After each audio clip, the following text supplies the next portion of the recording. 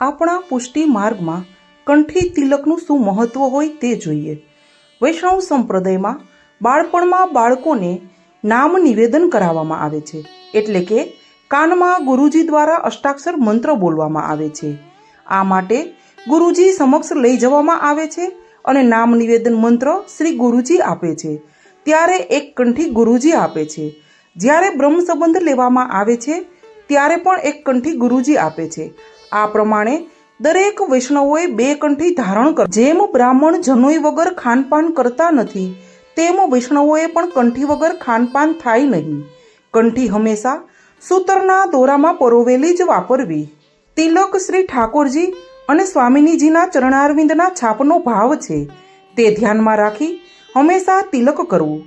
કેસરી તિલકથી સ્વામિનીજીનો, કસ્તુરીનું તિલક શ્રી યમુનાજીનો ભાવ છે. કુમકુમનું તિલક શ્રી સ્વામિનીજીના ચરણ ચિહ્નનો ભાવ છે. તિલક શરીર ઉપર 12 જગ્યાએ